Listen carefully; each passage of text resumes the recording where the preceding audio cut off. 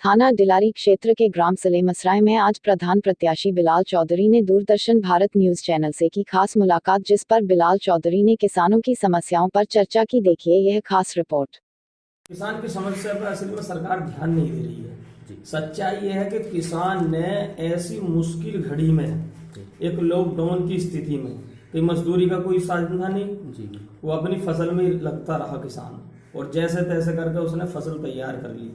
अब आपने देखा होगा आजकल सोशल मीडिया का चलिया मामला, जगह जगह सबकी खबर रखता हर इंसान, देश का हर नागरिक। मैं तो समझता हूँ 60-70% सब फसल पे निर्भर है इस टाइम। क्यों कि ये देख रहा है कि किसान ने फसल भाई तैयार की है, इसका रेट उसको मिल जाना चाहिए। लेकिन नई नई वीडियो आते हैं।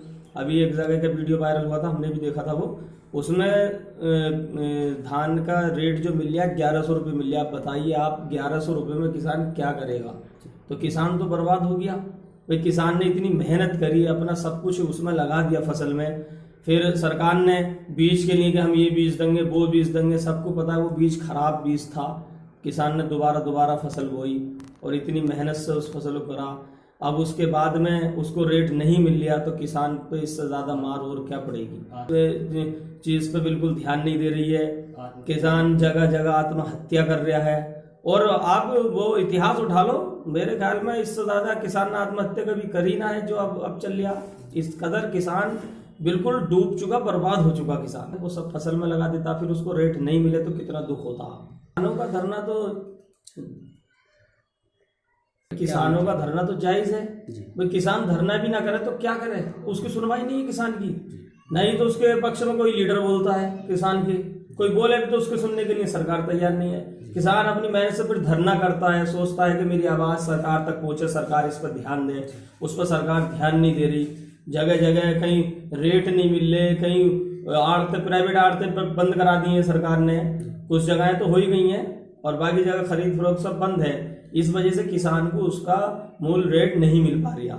इसलिए किसान जो है बिल्कुल बेकार हो चुका है।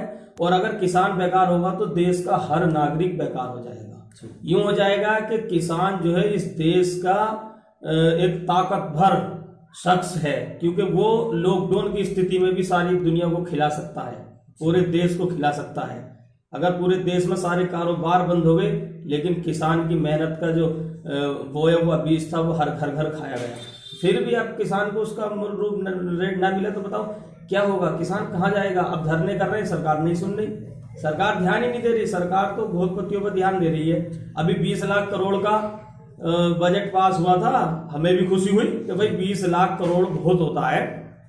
इस सरकार ने 20 लाख का, तो हमने सोचा किसानों का, भाई किसानों के बारे में थोड़ा सही हो जाएगा, लेकिन कुछ नहीं हो पाया। इन्होंने कहा कारोबारियों को लोन देंगे। अरे भाई कारोबारियों को लोन देने को कौन देख रहा? दिया ना दिया क्या करा? किसानों का कर्ज माफ कर देते तो लोगों को पता चल जाता कि हाँ वाकई में 20 लाख करोड़ का दिया गया था पैकेज लॉकडाउन के समय में, तो उसमें किसानों का विशेष ध्यान रखा गया। अब किसानों का कर्ज माफ होता तो वो पैसा इन्हें देना पड़ता।